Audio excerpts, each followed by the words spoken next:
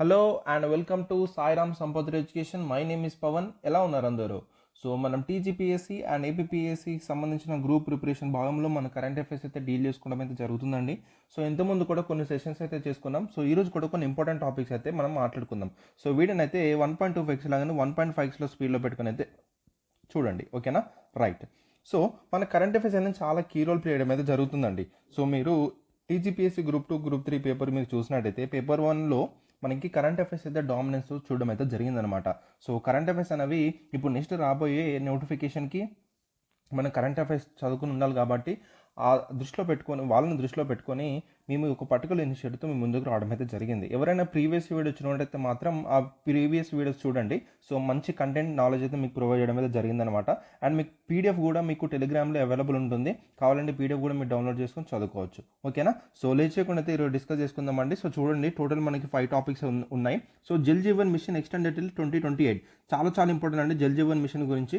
ఎందుకంటే జల్ జీవన్ మిషన్ ఏదైతే ఉందో మనకి ట్యాప్ వాటర్ కనెక్షన్ సంబంధించింది అనమాట, ఓకేనా? సో వాటర్ ట్యాప్ కనెక్షన్ సంబంధించింది.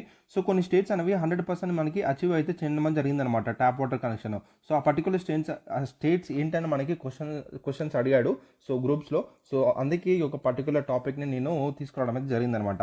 So next makhana the black diamond. So ఇది పర్టికులర్ బోర్డ్ అనేది మనకి ఏర్పడడం అయితే జరుగుతుందండి. సో మనకి రీసెంట్గా బడ్జెట్లో మనకి ఈ యొక్క పర్టికులర్ మక్కన దాని గురించి చెప్పడం అయితే జరిగింది నిర్మలా సీతారామన్ గారు, ఓకేనా? ఈ యొక్క పర్టికులర్ ఎక్కడ నిర్మించబోతున్నారు, బీహార్లో మనకి ఎస్టాబ్లిష్ చేయబోతున్నారు అని చెప్పడం అయితే జరిగింది. సో దాని గురించి కూడా ఇండివిజువల్గా మనం మాట్లాడదాం. నెక్స్ట్ మనకి ఇన్లాండ్ మ్యాంగ్రూమ్ ఆఫ్ గునెరే.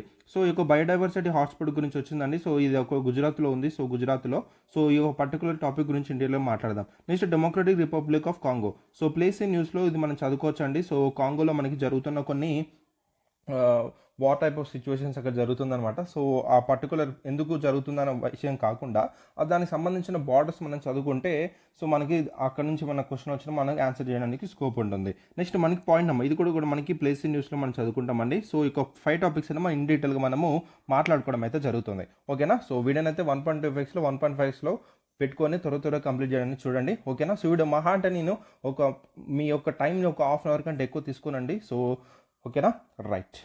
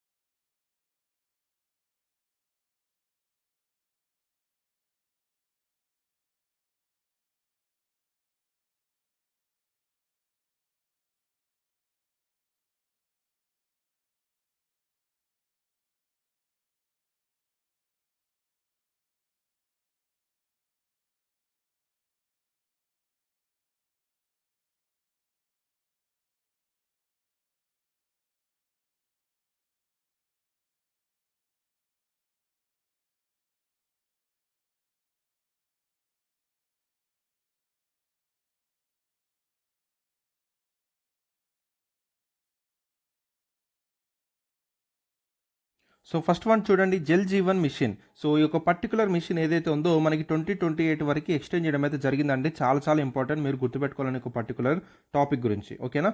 సో రీసెంట్గా union finance minister Nirmala Sitharaman గారు ఈ యొక్క పర్టికులర్ జల్ జీవన్ మిషన్ ఏదైతే ఉందో దీని ఎక్స్టెన్షన్ అయితే అనౌన్స్ చేయడం అయితే జరిగిందనమాట, ఓకేనా? సో టిల్ 2028 వరకు చాలా ఇంపార్టెంట్. సో దాదాపు 67,000 crore అనేది దీనికి కేటాయించడం అయితే జరిగిందండి, ఓకేనా? సో గుర్తుపెట్టుకోండి దానికి ఎంత కేటాయించారు అనేది విషయం గురించి, ఓకేనా?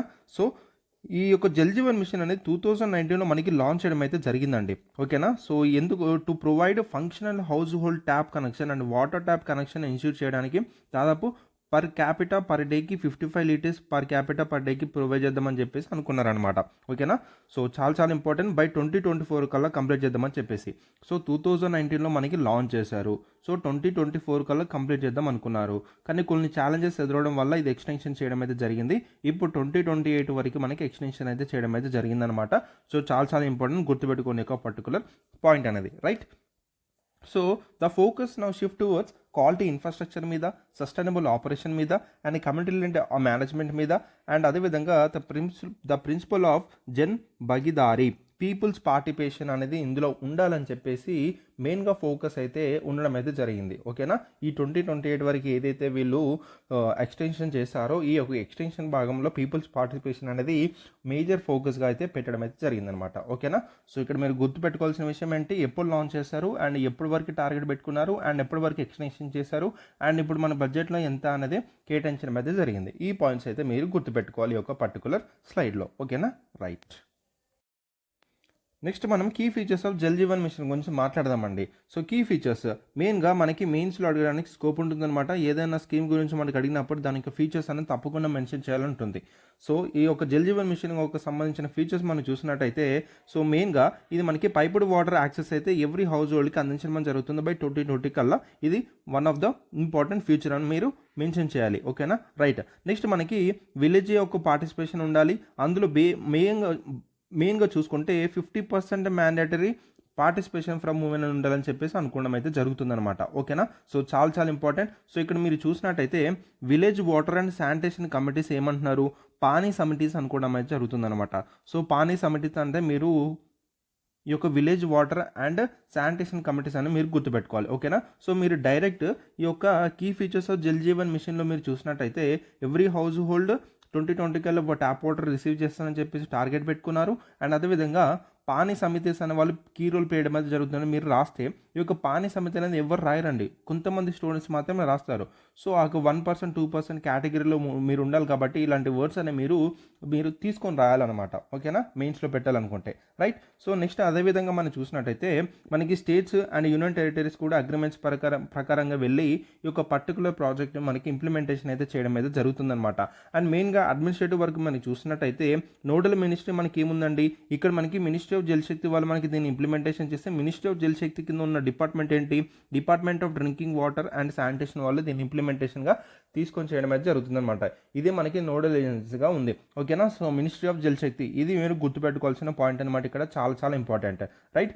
సో ఇంతకుముందు అంటే జల్ జీవన్ మిషన్ కంటే ముందు ఉన్నది ఏంటంటే national rural drinking water programme, దీన్నే మనం జల్ జీవన్ మిషన్గా వీళ్ళు మార్చడం అయితే జరిగిందనమాట. ఓకేనా, సో చూసుకోండి జల్ జీవన్ మిషన్ ఏదైతే ఉందో ఇంతకుముందు నేషనల్ రూరల్ డ్రింకింగ్ వాటర్ ప్రోగ్రామ్గా ఉండేది. సో దాన్ని ఇప్పుడు మనం జల్ జీవన్ మిషన్ అంటున్నాం. ఓకేనా, రైట్. సో ఫండింగ్ ప్యాటర్న్ వచ్చి చూస్తే ఫండింగ్ ప్యాటర్న్ ఏ విధంగా అంటే సో మనకి ఇప్పుడు సెంటర్ అనేది స్టార్ట్ చేయడం అయితే జరిగిందనమాట. సో ఇది మనకి సెంట్రల్లీ సెక్టర్ స్కీమ్ అయితే చెప్పడం అయితే జరుగుతుంది. సెంట్రల్ సెక్టర్ స్కీమ్ అంటే మనకి ఏంటంటే అంటే అటు స్టేట్స్ అండ్ సెంటర్ రెండు కలిపి ఫండింగ్ చేసుకొని ఆ పర్టికులర్ ప్రోగ్రామ్ని ఇంప్లిమెంటేషన్లోకి తీసుకోవడం అయితే జరుగుతుంది. సో అందులో భాగంగా చూసుకుంటే హిమాలయన్ నార్త్ ఈస్టర్న్ స్టేట్స్లో మనకి 90:10 రేషియోలో మనకి ఫండింగ్ చేస్తే అదే మనకి యూనియన్ టెరిటరీస్లో మాత్రం 100% ఫండింగే మనకి సెంటర్ చేయడం అయితే జరుగుతుందన్నమాట. అండ్ అదర్ స్టేట్స్ ఏవైతే ఉంటాయో అంటే ఈ హిమాలయన్ నార్త్ ఈస్టర్న్ స్టేట్స్ కాకుండా యూనియన్ టెరిటరీస్ కాకుండా వేరే స్టేట్స్ ఏవైతే ఉంటాయో 50:50లో ఫండింగ్ ప్యాటర్న్ చేసుకొని ఈ యొక్క పర్టికులర్ ప్రోగ్రామ్ని ఇంప్లిమెంటేషన్ అయితే చేయడం అయితే జరుగుతుందన్నమాట. ఓకేనా, సో ఈ పర్టికులర్ స్లైడ్లో మీరు గుర్తుపెట్టుకోవాల్సిన విషయం ఏంటి, ఈ యొక్క పర్టికులర్ పాయింట్ మీరు గుర్తుపెట్టుకోవాలి. అండ్ అదేవిధంగా ఈ యొక్క పానీ ఈ సమితిస్ ఏదైతే ఒక పానీ సమితి అనే పదాన్ని మీరు గుర్తుపెట్టుకోవాలి. అండ్ అదేవిధంగా ఇక్కడ మీరు మినిస్ట్రీ ఆఫ్ జల్ శక్తి ఏదైతే ఉందో ఈ డిపార్ట్మెంట్ అయితే గుర్తుపెట్టుకోవాలి. అండ్ అదేవిధంగా ఈ యొక్క ఫండింగ్ ప్యాటర్న్ అది కూడా గుర్తుపెట్టుకోండి. ఓకేనా, సో ఇలాంటి పాయింట్స్ అని మీరు గుర్తుపెట్టుకుంటే మీరు ఎగ్జామ్ హాల్లో ఏంటంటే వాడు 4-5 స్టేట్మెంట్స్ ఇచ్చినా కూడా దాన్ని ఎలిమినేట్ చేయడానికి మీకు ఈజీ అవుతుంది. ఓకేనా, రైట్. నెక్స్ట్ చూడండి జల్ జీవన్ మిషన్ యొక్క కరెంట్ ప్రోగ్రెస్ ఏ విధంగా ఉందన్నది మనం చూద్దామండి. సో 2019లో మనం చూసినట్టయితే 2019 నుంచి దీని యొక్క అచీవ్మెంట్స్ అనేవి దీని యొక్క ప్రోగ్రెస్ అయితే మనకు కనిపించడం అయితే జరుగుతుంది. Almost 80% of rural house holds వాళ్ళు యొక్క పైపుడ్ వాటర్ యాక్సెస్ అయితే పొందడం అయితే జరిగింది. చాలా ఇంపార్టెంట్, గుర్తుపెట్టుకోండి.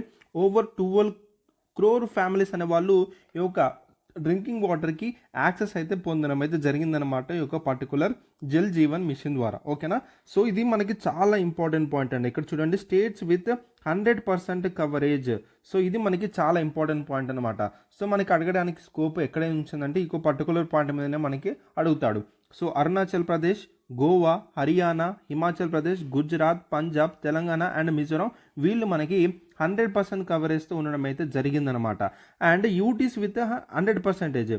సో యూనియన్ టెరిటరీస్ 100% కవరేజ్ ఏమున్నాయి, Andaman and Nicobar islands, Dadra Nagar Haveli, Daman Diu and Puducherry. So యూటీస్లో అయితే మనకి 3 ఉంటే మనకి స్టేట్స్ విత్ 100% కవరేజ్ స్టేట్స్లో మనకు చూసినట్టయితే మనకి అరుణాచల్ ప్రదేశ్, గోవా, హర్యానా, హిమాచల్ ప్రదేశ్, గుజరాత్, పంజాబ్, తెలంగాణ, మిజోరాం 1 2 3 4 5 6 7 8 టోటల్ 8 స్టేట్స్ అనేవి 100% కవరేజ్ చేయడం అయితే జరిగింది ఈ యొక్క particular Jal Jeevan mission programme అనేది. ఓకేనా, చాలా చాలా ఇంపార్టెంట్. సో ఇందులో మన తెలంగాణ కూడా ఉందండి, సో గుర్తుపెట్టుకోండి. బట్ ఆంధ్రప్రదేశ్ లేదు, ఆంధ్రప్రదేశ్ అనేది లేదు, దయచేసి చూసుకోండి. ఓకేనా, సో ఇలాంటి పాయింట్స్ మనకు అడగడానికి ఉంటుందన్నమాట. సో ఇక్కడ అరుణాచల్ ప్రదేశ్ ఉంది కానీ ఆంధ్రప్రదేశ్ అయితే లేదు, దయచేసి చూసుకోండి. ఓకేనా, రైట్. సో ఇలాంటి పాయింట్స్ మీద మీరు ఫోకస్ చేసి చదువుకోవాలన్నమాట. ఓకేనా, సో మన ఫస్ట్ స్లైడ్లో ఏమేమి పాయింట్స్ నేర్చుకున్నామో మనం చెప్పాను, సెకండ్ స్లైడ్లో కూడా ఏమేమి గుర్తుపెట్టుకోవాలని చెప్పాను. ఈ థర్డ్ స్లైడ్లో మాత్రం తప్పకుండా ఈ 2 పాయింట్స్ అయితే మీరు గుర్తుపెట్టుకోవాలి. ఓకేనా, which is very very very important for your examination. తప్పకుండా మనకు అడగడానికి స్కోప్ ఉంటుంది. నెక్స్ట్ ఇంకేమన్నా అచీవ్మెంట్స్ కానీ, నెక్స్ట్ ఇంకేమన్నా రీసెంట్ డెవలప్మెంట్ కానీ ఒక స్కీమ్ మీద జరిగితే తప్పకుండా మన కరెంట్ అఫైర్స్ అయితే డిస్కస్ చేసుకుందాం. ఓకేనా, సో ఏ పర్టికులర్ స్కీమ్ అయినా న్యూస్లో ఉంటే తప్పకుండా నేను తీసుకొచ్చి మీతో డిస్కస్ అయితే చేస్తానండి. ఎందుకంటే కరెంట్ అఫైర్స్లో మనకి స్కీమ్స్ మీద తప్పకుండా మనం అడగడానికి అయితే స్కోప్ ఉంటుంది. ఓకేనా, so which is very very important. మనకి ఎకనామిక్ పేపర్లో మీరు చూసినట్టయితే సో మనకి అక్కడ అగ్రికల్చర్లో సపరేట్ మనకి స్కీమ్స్ అయితే మెన్షన్ చేయడం అయితే జరిగింది. So very very important, right. So మనకి వెల్ఫేర్ స్కీమ్స్ ఉన్నాయి. సో వెల్ఫేర్ స్కీమ్స్లో ఏ విధంగా మన క్వశ్చన్స్ వచ్చే మీరు చూసి ఉంటారు. సో సొసైటీలో అడిగాడు అండ్ పేపర్ 1లో అడిగాడు, మనకి పాలిటీలో అడగడానికి స్కోప్ ఉంటుంది. సో స్కీమ్స్ అయినా మనకి ఇక్కడ ఏ సబ్జెక్ట్ అయినా మనకి ఇంపార్టెంట్ కాబట్టి సో తప్పకుండా దాన్ని కవర్ చేసుకుందాం. ఓకేనా, రైట్. నెక్స్ట్ చూడండి, makhana the black diamond. So ఈ యొక్క మక్కన బోర్డ్ ఇన్ బీహార్ అనేది ఎస్టాబ్లిష్ చేయబోతున్నామని చెప్పేసి యూనియన్ ఫైనాన్స్ మినిస్టర్ అయిన నిర్మలా సీతారామన్ గారు మనకి అనౌన్స్ చేయడం అయితే జరిగింది during budget session. So Makkana ఏంటనంటే ఇట్ ఈస్ ఏ ఫాక్స్ నట్ అండి. ఇది మనకి మెయిన్గా ఫ్రెష్ వాటర్ బాడీస్లో ఎక్కడో సౌత్ అండ్ ఈస్ట్ ఏషియాలో మనకి కనిపించడం జరుగుతుంది. ఇది మనకి మెయిన్గా వైలెట్ అండ్ వైట్ ఫ్లవర్స్ మెయిన్గా ఈ యొక్క ప్లాంట్ అయితే ఉండడం జరుగుతుంది అనమాట. ఓకేనా, so duties dark out layer, మనకి డార్క్ అవుట్ లేయర్ ఉండడం వల్ల దీన్ని బ్లాక్ డైమండ్గా దీన్ని రిఫర్ చేయడం అయితే జరుగుతుందన్నమాట. ఓకేనా, సో రీసెంట్గా మనకి బ్లాక్ డైమండ్ అనే దీన్ని మనం పిలవడం అయితే జరిగిందని మనకి అడగొచ్చు. మకానా అని మీరు ఆన్సర్ చేయాల్సి ఉంటుంది. ఓకేనా, సో చూసుకోండి. సో దీని యొక్క న్యూట్రిషన్ వాల్యూస్ అని మీకు చాలా ఇంపార్టెంట్ అండి. దీని మీద మనకి అడగడానికి స్కోప్ ఉండొచ్చు. మకాన్ అనేది it was low in fat and కార్బోహైడ్రేట్స్లో మనకి హై ఉంటుంది and it is a good source of ప్రోటీన్గా కూడా ఉండడం అయితే జరిగిందనమాట. అండ్ అదేవిధంగా దీని యొక్క రిచ్ ఇన్ మినరల్స్ మనకి వైడ్గా చూసినట్టయితే ట్రెడిషనల్ మెడిసిన్లోను, హెల్త్ అండ్ వెల్నెస్ ప్రోడక్ట్స్లోను అండ్ స్నాక్స్ అండ్ కల్చరల్ ప్రిపరేషన్స్లోను కామన్గా అయితే దీన్ని కన్జ్యూమ్ చేయడం అయితే జరుగుతుంది. ఓకేనా, సో ప్రిపరేషన్స్ వచ్చేసి కామన్ కన్జ్యూమర్స్ పాపుడ్ మక్కన్ అని దీన్ని లావా అని పేరుతో కూడా పిలుస్తున్నారంట. సో చూసుకోండి ఒక పాయింట్స్ అనేటివి, రైట్. ఇక్కడ మీరు నేర్చుకోవాల్సింది ఏంటంటే మక్కానా బోర్డ్ ఇన్ బీహార్ అని అయితే మీరు ఎస్టాబ్లిష్ చేయబోతున్నారని చెప్పేసి అయితే మీరు పాయింట్ అయితే గుర్తుపెట్టుకోండి. ఓకేనా, రైట్. దీన్ని బ్లాక్ డైమండ్ అనేది పిలుస్తారు. ఈ యొక్క పాయింట్ గుర్తుపెట్టుకుంటే సరిపోతుంది ఈ యొక్క పర్టికులర్ స్లైడ్లో, రైట్. సో నెక్స్ట్ చూసినట్టయితే మేజర్ ప్రొడ్యూసింగ్ రీజన్స్, ఇది మనకి చాలా ఇంపార్టెంట్ అండి. సో ఈ ప్రొడ్యూసింగ్ రీజన్స్ దీని మీద మనకి క్వశ్చన్స్ అడగడానికి స్కోప్ ఉండొచ్చు. So Bihar accounts 90% of India's total makhana production. బీహార్లోనే దాదాపు 90% ఆఫ్ మక్కన ప్రొడక్షన్ అనేది జరుగుతుందని చెప్పడం జరుగుతుంది. అందుకే బీహార్లోనే ఈ యొక్క మక్కన బోర్డు అనేది ఎస్టాబ్లిష్ చేయబోతుందని చెప్పేసి కూడా అనౌన్స్ చేయడం అయితే జరిగిందనమాట. So the main producing districts in బీహార్లో ఉన్న డిస్ట్రిక్ట్స్లో మెయిన్గా ఎక్కడ ఏ డిస్ట్రిక్ట్స్ ప్రొడ్యూస్ చేస్తే చూస్తుంటే so Darbhanga, Madhubani, Purnia, Katihar, Saharsa, Supaul, Araria, Kishanganj and Sitamarhi. So ఇలాంటి మిథలాంచల్ రీజన్ ఈ యొక్క బీహార్ డిస్ట్రిక్ట్స్ అనమాట. ఈ డిస్ట్రిక్ట్స్లోనే మనకి ఈ యొక్క మేజర్ ప్రొడ్యూసింగ్ డిస్ట్రిక్ట్స్గా ఈ యొక్క మకాన్ ప్రొడక్షన్ అయితే ఉండమని జరిగింది. The first 4 districts contribute 80%. So Darbhanga, Madhubani, Purnia, Katihar చూసుకుంటే దాదాపు 80% ఆఫ్ మనకి ఇక్కడ నుంచి రావడం అయితే జరుగుతుందని చెప్పడం అయితే జరుగుతుంది. ఓకేనా, సో చూసుకోండి, రైట్. నెక్స్ట్ ఈ యొక్క 2022లో మనకి మిథిలా మకానాకి జియోగ్రాఫికల్ ఇండికేషన్ అయితే రావడమే జరిగింది. ఈ పాయింట్ గుర్తుపెట్టుకోవాలండి, రైట్. సో చాలా చాలా ఇంపార్టెంట్. ఇక్కడ మనకి బీహార్ నుంచే 90% ప్రొడక్షన్ అవుతుంది అండ్ మిగతా 4 డిస్ట్రిక్ట్స్ ఏవైతే ఉన్నాయో ఆ 4 డిస్ట్రిక్ట్స్లోనే దాదాపు 80% ఆఫ్ బీహార్ టోటల్ ప్రొడక్షన్ అనేది అవుట్పుట్ రావడమే జరుగుతుందని గుర్తుపెట్టుకోండి. అండ్ మిథిలా మకానాకి 2022లో జియోగ్రఫిక్ ఇండికేషన్ ట్యాగ్ అయితే రావడం అయితే జరిగిందన్న పాయింట్ గుర్తుపెట్టుకోవాలి ఇక్కడ, రైట్. సో మిగతా స్టేట్స్ కూడా దీని ఒక మకానాన్ని కల్టివేట్ అయితే చేయడం జరుగుతుందండి, లైక్ అస్సాం కానీ, మణిపూర్, వెస్ట్ బెంగాల్, త్రిపుర, ఒడిశా. కాకపోతే వాళ్ళు ఓన్లీ కొంచెం మోతాదు వరకు మనకి ప్రొడక్షన్ అయితే చేయడం జరుగుతుంది. బట్ 90% మక్కానా ప్రొడక్షన్ మాత్రం బీహార్ నుంచి జరుగుతుంది. So makhana is also grown in నేపాల్లోను, బంగ్లాదేశ్లోను, చైనా, జపాన్, కొరియా. సో మనకి స్టేట్మెంట్స్లో ఏ విధంగా వేస్తారంటే makhana production was only related to India only అంటాడు. సో ఓన్లీ ఇండియాలోనే ఇది పెరుగుతుంది, ఇండియాలోనే మనకి గ్రో అవుతుంది, వేరే వేరే కంట్రీస్లో మనకి గ్రో అవ్వదు, ఇలాంటి స్టేట్మెంట్స్ మనకి ఇస్తూ ఉంటాడు. కాబట్టి సో మీరు దయచేసి చాలా జాగ్రత్తగా చూసి మీరు ఆన్సర్ చేయాలి. సో మిగతా కంట్రీస్లో కూడా మిగతా మనకి మిగతా మనకి నైబర్ కంట్రీస్ ఏవైతే ఉన్నాయో, మన నేపాల్ కానీ, బంగ్లాదేశ్ కానీ, చైనా, జపాన్, కొరియా, సో ఈ యొక్క పర్టికులర్ కంట్రీస్లో కూడా మనకి ఒక మక్కానా అనేది మనకి గ్రో అయితే జరుగుతుంది, రైట్. సో ఈ యొక్క బీహార్ గవర్నమెంట్ అనేది ఈ యొక్క మక్కానాకి మినిమం సపోర్ట్ ప్రైస్ అనేది కూడా మనకు అడ్వకేట్ చేయండి అని చెప్పేసి కూడా అడగడమే జరుగుతుంది. సో మినిమం సపోర్ట్ ప్రైస్ ఇది మనకి ఎకనామిక్స్లో మనకు చాలా చాలా ఇంపార్టెంట్. దీని మీద మనకి అడగడానికి స్కోప్ ఉంటుంది, మినిమం సపోర్ట్ ప్రైస్ మీద. సో రైట్, ఇక్కడ మీకు పాయింట్స్ అయితే అర్థమైతే అని అనుకున్నాను. ఇక్కడ మీరు గుర్తుపెట్టుకోవాల్సిన పాయింట్ ఏంటి, ఇది ఒక పాయింట్. దాని తర్వాత 80% ప్రొడక్షన్ ఈ యొక్క 4 డిస్ట్రిక్ట్స్ నుంచి and geographical indication tag. And అదేవిధంగా మన మిగతా స్టేట్స్లో కూడా మనకి ఒక ప్రొడక్షన్ అయితే కల్టివేట్ చేస్తున్న పాయింట్ గుర్తుపెట్టుకోండి. అండ్ మిగతా నైబరింగ్ కంట్రీస్ అండ్ మిగతా కంట్రీస్ కూడా ఈ యొక్క పర్టికులర్ మక్కానాన్ని గ్రో చేస్తున్నారనే పాయింట్ గుర్తుపెట్టుకోవాలి, ఓకేనా. సో టోటల్ ఇక్కడ 5 పాయింట్స్ గుర్తుపెట్టుకోవాలి ఈ యొక్క పర్టికులర్ స్లైడ్లో, రైట్. నెక్స్ట్ చూసినట్టయితే మక్కన కల్టివేషన్ కావాల్సిన మనకి క్లైమేటిక్ కండిషన్స్ ఏంటని మనం ఇప్పుడు చదువుకుందామండి. సో మెయిన్గా చూసినట్టయితే మనకి ట్రాపికల్ అండ్ సబ్ ట్రాపికల్ రీజన్స్లో మనకి మీరు చూడడం జరుగుతుంది. And it was cultivated in stagnant water bodies such as పాండ్స్లోను, లేక్స్లోను, డిచెస్లోను, వెట్లాండ్స్లోను, ల్యాండ్ డిప్రెషన్స్లోను with water depth 4 to 6 feet. అందుకే మనకి బీహార్లో మనకి చూసినట్టయితే అక్కడ మనకి గంగా వాటర్ ప్లేస్ అండ్ మనకి చూసినట్టయితే రివర్ స్ట్రీమ్స్ అని ఎక్కువ ఉండడం వల్ల అక్కడ మనకి ఈ విధంగా మనకి చూస్తామండి, చాలా పాండ్స్ ఉన్నాయి, లేక్స్ ఉన్నాయి, డిచెస్ ఉన్నాయి, వెట్లాండ్స్ ఉన్నాయి.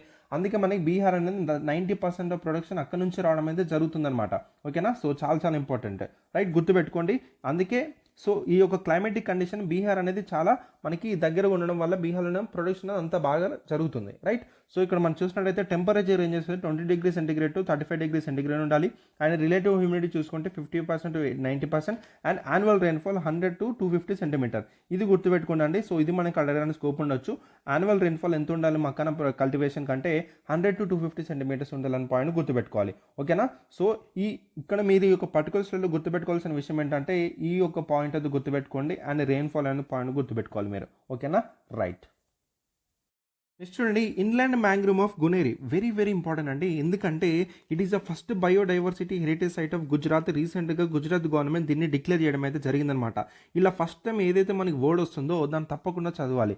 సో మన టీజీపీఎస్లో మనం చూసినట్టయితే ఇలాంటి ఫస్ట్ టైంలో ఉన్న న్యూస్ ఏవైతే వస్తున్నాయో అలాంటి వాటి మీద క్వశ్చన్ ఫ్రేమ్ చేసి ఇవ్వడం అయితే జరిగింది. సో ఇలాంటి అనాలిసిస్ అయితే నేను చేస్తానండి. సో పేపర్ ఏ విధంగా వాడు ఫ్రేమ్ చేసి ఇచ్చాడు అనే విషయాల గురించి నేను మీకైతే చెప్తాను. సో మనం ఇప్పుడైతే ఈ యొక్క పర్టికులర్ న్యూస్ గురించి అయితే ఇన్ డీటెయిల్గా మనం మాట్లాడదాం. సో రీసెంట్గా గుజరాత్ గవర్నమెంట్ అనేది కచ్ డిస్ట్రిక్ట్లో ఉన్న గునేరి విలేజ్ని ఇంగ్లాండ్ మ్యాంగ్రూవ్గా డిక్లేర్ చేయడం జరిగింది. And it is the first biodiversity heritage site of గుజరాత్కి ఇది ఫస్ట్ బయోడైవర్సిటీ హెరిటేజ్ సైట్ అనమాట. ఇక్కడ మీరు నేర్చుకోవాల్సింది ఏంటంటే బయోడైవర్సిటీ హెరిటేజ్ సైట్ అంటే ఏంటని మీరు మనకు ఫస్ట్ తెలియాలి. So these are the unique and ecological fragile ecosystem. So ఎకలాజికల్కి ఇంపార్టెన్స్ ఉన్న ఒక ఎకోసిస్టమ్ ఏదైతే ఉందో దాన్ని మనము మీకు బయోడైవర్సిటీ హెరిటేజ్ సైట్గా పిలవడం జరుగుతుంది. ఇందులో మనకి ఏమేమి వస్తాయి, టెరెస్ట్రియల్ సంబంధించినవి కానీ, ఏదైనా కోస్టల్ సంబంధించిన ఏరియాస్ కానీ, అండ్ మెరైన్ సంబంధించిన ఏరియాస్ కానీ, అండ్ ఇన్లాండ్ వాటర్తో ఉన్న ఏవైతే ఏరియాస్ ఉంటాయో ఇందులో మనకి ఈ ఉంటాయన్నమాట. Which is having the rich biodiversity ఉన్న ఏవైతే ఏరియాస్ ఉంటాయో వాటిని బయోడైవర్సిటీ హెరిటేజ్ సైట్గా వీళ్ళు ప్రకటించడం అయితే జరుగుతుంది. సో మనకు ఒక లీగల్ ఫ్రేమ్వర్క్ ఉందండి, అదేంటంటే biodiversity act 2002. So biodiversity act 2002 ఏదైతే ఉందో ఇందులో మనకి సెక్షన్ 37 ప్రకారంగా మనకి ఏం చెప్తున్నారంటే state can declare biodiversity rich areas as biodiversity heritage site after consulting with local bodies. So అక్కడున్న లోకల్ బాడీస్తో కన్సల్ట్ అయ్యి సో మనకి స్టేట్స్ అనేటివి ఈ యొక్క ఒక పర్టికులర్ ఏరియాని మనం బయోడైవర్సిటీ హెరిటేజ్ సైట్గా ప్రకటించవచ్చు, డిక్లేర్ చేయొచ్చు అని చెప్పేసి మనకి సెక్షన్ 37లో ఉన్న మనకి బయోడైవర్సిటీ యాక్ట్ 2002లో సెక్షన్ 37 అయితే మనకి చెప్పడం అయితే జరుగుతుంది అనమాట, ఓకేనా. సో ఇక్కడ మనకి states can declare as a biodiversity heritage సైట్గా డిక్లేర్ చేయవచ్చు after consulting with local bodies అనే పాయింట్ మీరు గుర్తుపెట్టుకోవాలి, ఓకేనా. సో చాలా చాలా ఇంపార్టెంట్, రైట్. సో ఇక్కడ మనం ఇంకా నేర్చుకోవాల్సిన విషయాలు ఏంటంటే ఈ యొక్క ఇన్లాండ్ మ్యాంగ్రూవ్ గురించి కొన్ని ఇంపార్టెంట్ విషయం అయితే నేర్చుకుందామండి. ఇన్లాండ్ మ్యాంగ్రూవ్ అంటే ఏంటి, జస్ట్ ఇన్లాండ్ మ్యాంగ్రూవ్ ఓన్లీ ఈ పార్ట్ మాత్రం మనం ఇప్పుడు నేర్చుకుందాం. సో ఆర్ యూనిక్ ఎకోసిస్టమ్స్ అండి. సో కోస్టల్ ఏరియాస్ నుంచి ఇక్కడ మనకి ఇది కోస్టల్ ఏరియాస్ నుంచి ఫార్ అవేగా మనకి కనిపించడం అయితే జరుగుతుంది ఈ యొక్క పర్టికులర్ మ్యాంగ్రూవ్స్ అనేటివి. సో మనకి టిపికల్ మ్యాంగ్రూవ్స్ ఏవైతే మనకి కోస్టల్ ఏరియాస్ కానుకొని మనకి ఇక్కడ మనకి మ్యాంగ్రూవ్స్ అని ఉంటాయి, కానీ ఈ యొక్క ఇంగ్లాండ్ మ్యాంగ్రూవ్స్ అనేవి ఇవి డిఫరెంట్ ఫ్రమ్ ఈ టిపికల్ ఈ యొక్క మ్యాంగ్రోవ్స్ నుంచి చాలా దూరంలో ఉండమని జరుగుతుంది, కోస్టల్ నుంచి దూరంలో ఉండమని జరుగుతుంది అనమాట. సో ఇక్కడ మనకి సాల్ట్ వాటర్ ఇన్ఫ్లుయెన్స్ అయ్యి అక్కడ లగూన్స్ ఉన్నాయి, రివర్ డెల్టాస్, ఎస్ట్యూరీస్, ఇలా మనకి ఏవైతే కనిపిస్తాయో వాటిని మనం ఇన్లాండ్ మ్యాంగ్రోవ్ కూడా పిలవడం జరుగుతుంది. అండ్ ఇన్లాండ్ మ్యాంగ్రోవ్స్ ఏవైతే ఉన్నాయో, ఇన్లాండ్ మ్యాంగ్రోవ్స్ అనేవి చాలా రేరెస్ట్ అండ్ రేర్ అండి, ఎందుకంటే ఎక్కువగా కనిపించవు. ఓన్లీ చాలా కంట్రీస్లో, చాలా ఫ్యూ కంట్రీస్లో మాత్రమే ఈ యొక్క ఇన్లాండ్ మ్యాంగ్రోవ్స్ అని కనిపించడం జరుగుతుంది. సో ఇప్పుడు మనం చూసుకుంటే ఆస్ట్రేలియాలోను, పాకిస్తాన్లోను, ఇండోనేషియాలోను, మెక్సికోలోను జస్ట్ వేల మీద లెక్కేంత కంట్రీస్లో మాత్రమే ఇన్లాండ్ మ్యాంగ్రోవ్స్ అని మనకి కనిపించడం జరుగుతుంది. మరి మన ఇండియాలో ఏమున్నాయి సార్? ఇండియాలో ఓన్లీ 2 మాత్రమే మనకి ఇన్లాండ్ మ్యాంగ్రోవ్స్కి అయితే మనకు ఉండడం జరిగింది. ఆ 2లో ఒకటి వచ్చేసి మనకి గునేరి ఇన్లాండ్ మ్యాంగ్రోవ్ అనమాట. ఇంకోటి వచ్చేసి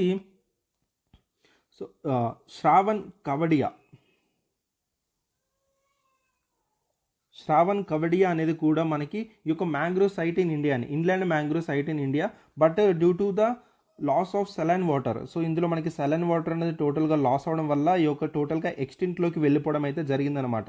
సో అందుకే దీన్ని పరిగణలోకి తీసుకుంటలేరు. సో శ్రావణ్ కవడియా అనేది ఇంతకుముందు మనకి it is the only inland mangrove site in India. దాని తర్వాత ఇప్పుడు గునేరి వచ్చింది, and it is the last remain of inland mangrove of India. ఏదైతే గునేరి ఇప్పుడు గుజరాత్ గవర్నమెంట్ ప్రకటించిందో, సో ఈ యొక్క పర్టికులర్ గునేరి ఇన్లాండ్ మ్యాంగ్రోవ్ అనేది it is the last remain in India అండి. So which is very very important. ఇట్లాంటి లాస్ట్ రిమైన్ ఏవైతే ఉన్నాయో తప్పకుండా మనం ఆడడానికి స్కోప్ ఉంది. ఓకేనా? సో చాలా జాగ్రత్తగా చూసుకొని చదువుకోండి, రైట్? సో ఈ యొక్క పర్టికులర్ ఇన్లాండ్ మ్యాంగ్రోవ్ ఏదైతే గుజరాత్లో ప్రకటించారో, సో ఇది మనం చూసుకుంటే బయోడైవర్సిటీ యాక్ట్ 2002 ప్రకారంగానే దీన్ని డిక్లేర్ అయితే చేయడం అయితే జరిగిందనమాట. So right, so it does not depend on the direct sea water అండి. డైరెక్ట్ సీ వాటర్ మీద ఇది డిపెండ్ అవ్వదు. సో ఈ యొక్క ఈ సీ వాటర్ కనెక్షన్ ఉండకుండా చాలా దూరంలో, కోస్టల్కి దూరంలో ఫాదర్గా మనకు ఉండడం అయితే జరుగుతుంది. ఓకేనా? సో ఇట్ వాజ్ కచ్ డిస్టిక్లో మనకి లొకేట్ అవ్వడం జరిగింది. అండ్ అరేబియన్ సీ నుంచి మనకి 25 కిలోమీటర్స్ దూరంలో ఉండడం జరిగింది.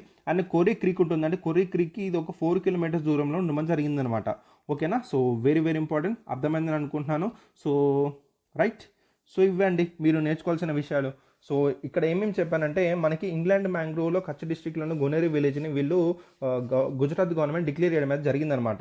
సో ఇది first biodiversity site of Gujarat. So inland mangrove అనేది చాలా రేర్లో మనకి కనిపించడం అయితే జరుగుతుంది వేరే కంట్రీస్లో కూడా. అండ్ ఇండియాలో మనకి చూసుకుంటే ఓన్లీ 2 మాత్రమే ఉన్నాయండి. ఆ 2లో మనకి ఫస్ట్ వన్ వచ్చేసి శ్రావణ్ కవడియా, నెక్స్ట్ వన్ వచ్చేసి ఒక గునేర్ ఇన్లాండ్ రీసెంట్గా మనకి డిక్లేర్ చేసింది అనమాట. ఈ శ్రావణ్ కవడియా అనేది టోటల్గా సెలైన్ వాటర్ లాస్ అవడం వల్ల టోటల్ ఎక్స్టింట్లోకి వెళ్ళిపోవడం జరిగింది. సో అందుకే ఇప్పుడు లాస్ట్ రిమైన్ ఇన్లాండ్ మ్యాంగ్రోవ్ ఏదైనా ఉందంటే, ఇప్పుడు రీసెంట్గా గుజరాత్లో ప్రకటించిన ఈ యొక్క ఇన్లాండ్ మ్యాంగ్రోవ్ సైట్ కచ్చిన్ గునేరి విలేజ్ మాత్రమే ఉంది మనకి. It is the last remain in India అండి. ఓకేనా? సో గుర్తుపెట్టుకొని, చాలా చాలా ఇంపార్టెంట్ పాయింట్.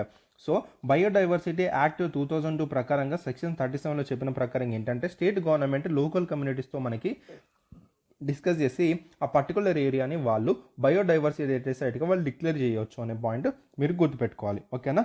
రైట్, అర్థమైందని అనుకుంటున్నాను.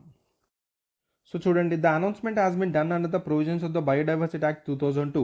So it empowers the state government to notify areas of biodiversity heritage site, so after consulting concerned local bodies.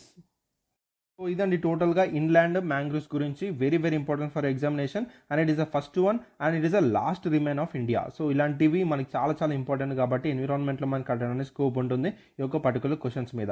ఓకేనా? రైట్ అండి. So next topic మాట్లాడుకుందాం. నెక్స్ట్ అండి, డెమోక్రటిక్ రిపబ్లిక్ ఆఫ్ కాంగో. రీసెంట్గా ఇది న్యూస్లో ఉండడం జరిగిందండి అక్కడ, ఎందుకంటే పబ్లిక్ హెల్త్ క్రైసిస్ అయితే రావడం జరిగింది due to the regional war వల్ల. సో ఇక్కడ మనకి దీనికి సంబంధించిన బార్డర్స్ అనేవి మనం చదువుకోవాలండి. సో దానికి సంబంధించిన కొన్ని ఫ్యాక్ట్స్ మనం చూసినట్టయితే, సెకండ్ లార్జెస్ట్ కంట్రీ ఇన్ ఆఫ్రికాలో ఇది సెకండ్ లార్జెస్ట్ కంట్రీగా ఉండడం జరిగింది ఆఫ్టర్ అల్జీరియా తర్వాత.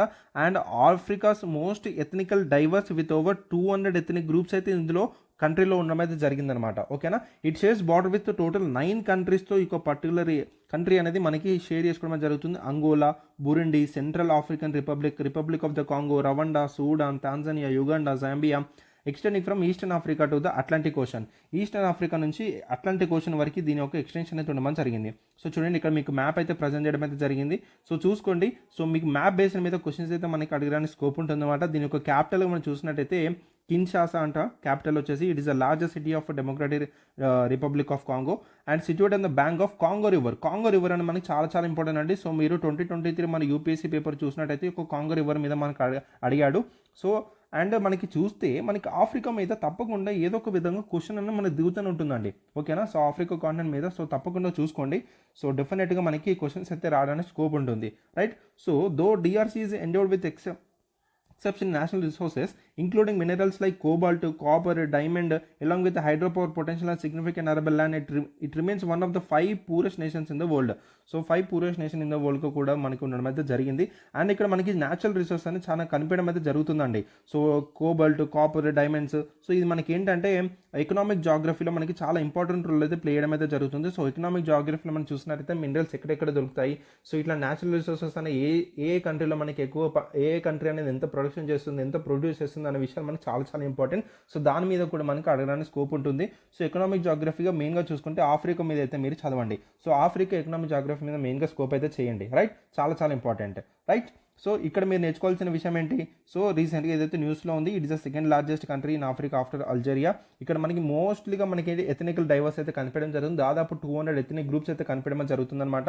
దాదాపు 9 కంట్రీస్తో బార్డర్ అయితే షేర్ చేసుకుంటుంది. ఆ బార్డర్ షేర్ కంట్రీస్ అయితే చూసుకోండి. And it situated on the banks of Congo river అనేది ఉంది. సో కాంగో రివర్ సంబంధించిన కూడా మీరు విషయాలు నేర్చుకోవాలి, చాలా చాలా ఇంపార్టెంట్. అండ్ దీనికి సంబంధించిన ఎకనామిక్ జాగ్రఫీస్ అనేవి, మినరల్స్ ఏ విధంగా మనకు ఉన్నాయి, ఎంత ప్రొడ్యూసర్స్, ఎంత ప్రొడక్షన్ చేస్తుంది అనే విషయాల గురించి మీరు తెలుసుకోవాలి, ఓకేనా. సో అప్పుడు మీకు ఏంటంటే ఏదైనా ఒక స్టేట్మెంట్ ఇచ్చినా మీకు దాన్ని ఎలిమినేట్ చేయడానికి మీ దగ్గర నాలెడ్జ్ ఉంటుంది.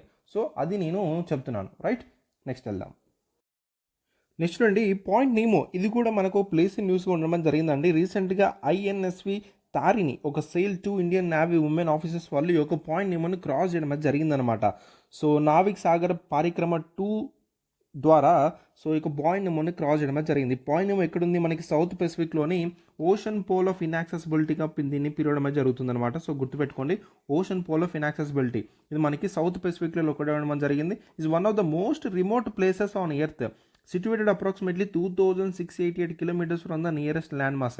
నియరెస్ట్ ల్యాండ్ మాస్ నుంచి దాదాపు 2688 కిలోమీటర్స్ అంటే ఎంత దూరమో చూడండి. సో ఇక్కడ మనకి ఆస్ట్రేలియా, ఇక్కడ మనకి ఇక్కడ మనకి సౌత్ అమెరికా, అండ్ ఇక్కడ మనకి అంటార్టికా ఉంది. ఇక్కడ చూడండి చాలా మిడిల్లో, ఎంత మిడిల్లో ఉంది చూడండి. సో ఈ యొక్క పర్టికులర్ ప్లేస్ని వాళ్ళు క్రాస్ చేయడం జరిగిందనమాట, విచ్ ఇస్ సో ఇది ఒక అచీవ్మెంట్ అని మనం చెప్పొచ్చు. సో పాయింట్ నెంబర్ గురించి కొన్ని ఈ యొక్క ఇంపార్టెంట్ ఫ్యాక్ట్స్ మీరు చూసుకోండి.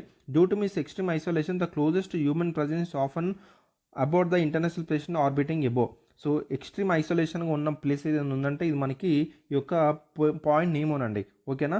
So additionally point Nemo serve as a spacecraft cemetery where space agency deliberately direct decommissioned satellites and space station to the safely re-enter earth atmosphere. So ఏవైనా space debris సంబంధించిన కానీ space స్టేషన్కి సంబంధించిన కానీ వాళ్ళు direct decommission చేయండి. ఇప్పుడు పైనకి మనకి స్పేస్ వెళ్తుంది కదండి, సో ఆ డీకమిషన్ కింద వస్తాయి కదా, ఆ డీకమిషన్ చేసిన వాటిని ఎక్కడ మనకి వేస్తారంటే ఇంకో పాయింట్ ఉమెన్ మనకి వాడుకోవడం అయితే జరుగుతుందన్నమాట, అంటే ఓషన్లో పడేసుకుంటారు, ఓకేనా. సో అందువల్ల ఏంటంటే మనకి మినిమం రిస్క్ ఉంటుందని చెప్పడం అయితే జరుగుతుంది, డ్యూ టు అక్కడ మనకి ఎటువంటి పొల్యూటెడ్ ఏరియాస్ కాదు కాబట్టి, ఓకేనా. సో గుర్తుపెట్టుకోండి, సౌత్ పెసిఫిక్లో ఇది మనకి లొకేట్ అవ్వడం జరిగిందనమాట. So Indian navy women officers వాళ్ళు మనకి అచీవ్ చేశారనమాట. సో ఉమెన్ మీద ఎటువంటి క్వశ్చన్స్ ఇట్లాంటి వచ్చినప్పుడు కానీ మీరు తప్పకుండా చదువుకోవాలి. సో చాలా చాలా ఇంపార్టెంట్. సో పాయింట్ అనేది మనకి స్పేస్ క్రాఫ్ట్ సిమెట్రీగా కూడా దీన్ని వాడుకుంటారు అనేది మీరు గుర్తుపెట్టుకోండి, రైట్. సో ఇవ్వండి ఈ రోజుతో మనకి కరెంట్ అఫైర్స్ అనేవి ఒక 4 టాపిక్స్ అయితే మనం డిస్కస్ చేసుకున్నాము. సో చదువుకున్నానా, సో డైలీ ఒక 4-5 టాపిక్స్ అలా మీకైతే తీసుకొస్తాను. సో అండ్ బడ్జెట్లో మనకి అగ్రికల్చర్ సంబంధించి కొన్ని పాయింట్స్ అయితే మనకి చేశారండి, అంటే అగ్రికల్చర్లో స్కీమ్స్ గురించి కానీ దానికి ఎంత అలొకేట్ చేశారు. సో సపరేట్గా అగ్రికల్చర్ మీద మనమైతే డిస్కస్ చేస్తాం నెక్స్ట్ వచ్చే క్లాస్లో. సో ఎందుకంటే అగ్రికల్చర్ అనేది మనం మెయిన్గా చూసుకుంటే గ్రూప్ 2, గ్రూప్ 3 పేపర్లో అగ్రికల్చర్ అనేది సపరేట్ భాగమే ఉంది కాబట్టి సో ఆ పాయింట్స్ మనం ఈ డీటెయిల్ మనం చదువుకుందాం. సో బడ్జెట్లో మెన్షన్ చేసిన ఈచ్ పాయింట్స్ మనకి బడ్జెట్ అండ్ అదేవిధంగా ఈ యొక్క ఎకనామిక్ సర్వే నుంచి ఎంత లేదన్నా మనకి ఒక 25 క్వశ్చన్స్ అయితే రావడానికి అయితే స్కోప్ ఉంటుంది కాబట్టి so economic survey and budget మనం రెండు చదువుకోవాలి, which is very very important for your groups examination preparation, right. So next క్లాస్లో కూడా ఈ విధంగా మనం మాట్లాడుకుందాం, నాలెడ్జ్ షేర్ చేసుకుందాం. So until then keep reading and this is Pavan and I'm signing off. Bye.